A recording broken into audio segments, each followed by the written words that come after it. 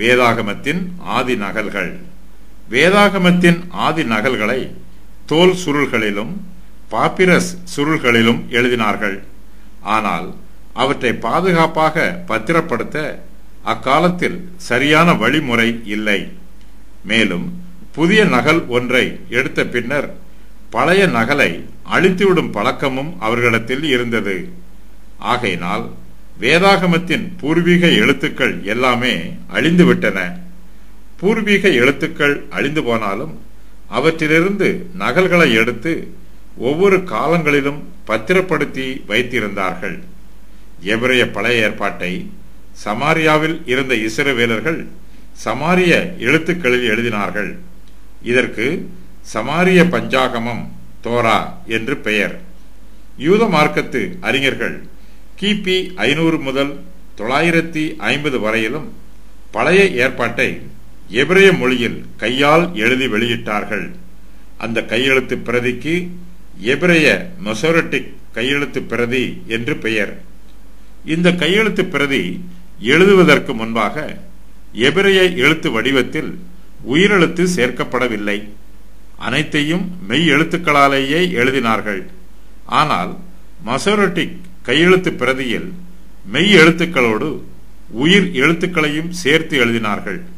பொதுவாக தோல் சுருளிலும் பாப்பிரஸ் புல்லிலும் எழுதப்பட்ட நூல்கள் விரைவில் அழிந்துவிடும்.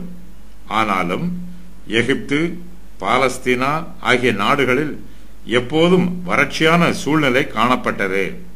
இதனால் பல நகல்கள் அழியாமல் பாதுகாப்பாக உள்ளன.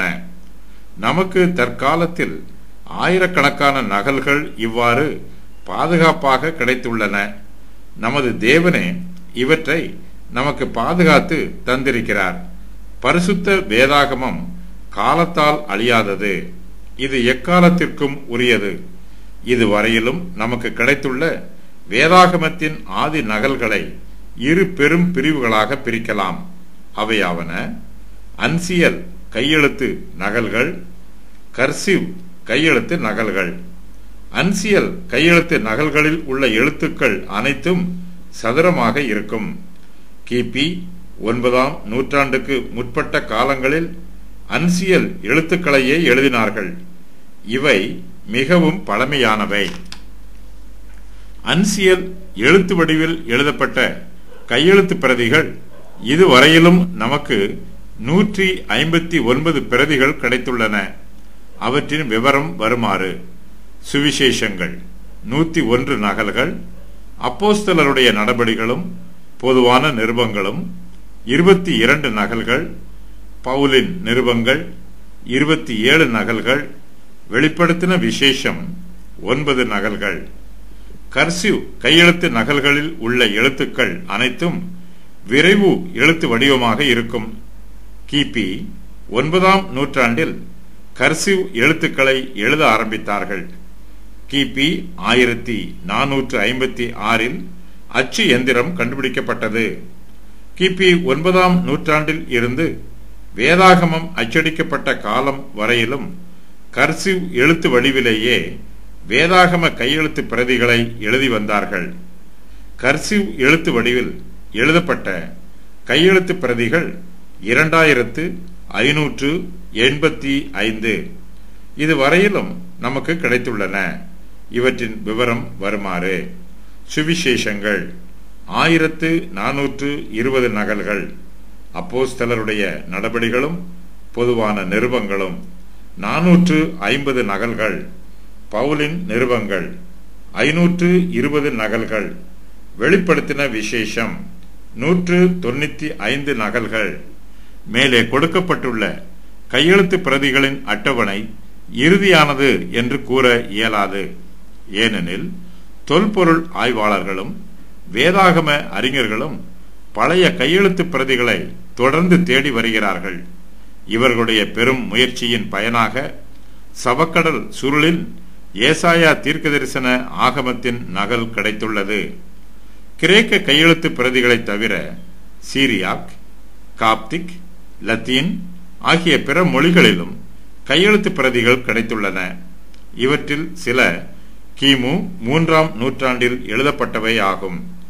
எகிப்து தேசத்தில் கெய்ரோ நகருக்கு தெற்கே 100 மைல்களுக்கு அப்பால் நைல் நதி பள்ளத்தாக்கில் கிபி 1897 ஆண்டில் ஏராளமான பாப்பைரி கையெழுத்து பிரதிகளை தொல்பொருள் ஆய்வாளர்கள் கண்டுபிடித்திருக்கிறார்கள். இது தவிர இன்னும் ஆயிரக்கணக்கான பாப்பைரி கையெழுத்து பிரதிகள் இன்னும் ஆய்வு செய்யப்படாமலேயே உள்ளன. கர்த்தருடைய பெரிதான கிருபையினால் இந்த ஆய்வு தொடர்ந்து நடைபெற்று வருகிறது. இதுவரையிலும் நமக்கு கிரேக்க மொழியில் 5000 கையெழுத்து பிரதிகளும் பிற மொழிகளில் சுமார் 25,000 கையெழுத்து பிரதிகளும் கிடைத்துள்ளன.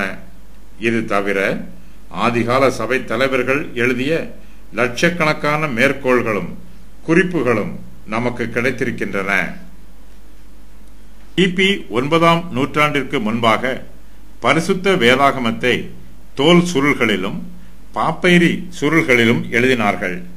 இந்த சுருள்கள் எல்லாம் பக்கம் பக்கமாக புஸ்தகம் போல கோர்த்து கட்டப்பட்டன. இவற்றுக்கு கோடக்ஸ் என்று பெயர். அன்சியல் எழுத்து வடிவில் நமக்கு ஏராளமான கையெழுத்து பிரதிகள் கிடைத்துள்ளன. இவற்றை 6 பெரும் பிரிவுகளாக பிரிக்கலாம். அவையாவன: Codex Sinaiticus, Codex Alexandrinus, Codex Vaticanus, Codex Ephraemi, Codex Bezae, Codex Claromontanus. Codex Sinaiticus இவை கிபி 4ஆம் நூற்றாண்டில் எழுதப்பட்டவை. 1859 ஆண்டு சீனாய் மலையிலுள்ள கெத்தரின் கன்னிமாடத்தில் டாக்டர் திஸ்கன் டோர்ப் என்பவர் இவற்றை கண்டுபிடித்தார். இதில் முழு வேதாகமமும் உள்ளது. தற்பொழுது இந்த கையெழுத்து பிரதி பிரிட்டிஷ் மியூசியத்தில் பாதுகாப்பாக வைக்கப்பட்டிருக்கிறது. கோடக்ஸ் அலெக்சாண்ட்ரினஸ் இவை கிபி 5ஆம் நூற்றாண்டில் எழுதப்பட்டவையாகும். இந்த பிரதியில் ஆதியாகமம், 1 ராஜாக்கள், சங்கீதம், மத்தேயு, யோவான், 2 கொரிந்தியர் ஆகிய புஸ்தகங்கள் முழுமையாக உள்ளன. இதுவும் தற்பொழுது பிரிட்டிஷ் மியூசியத்தில் பாதுகாப்பாக வைக்கப்பட்டிருக்கிறது. கோடக்ஸ் வாட்டிகானஸ் இது கிபி 4ஆம் நூற்றாண்டில் எழுதப்பட்டதாகும்.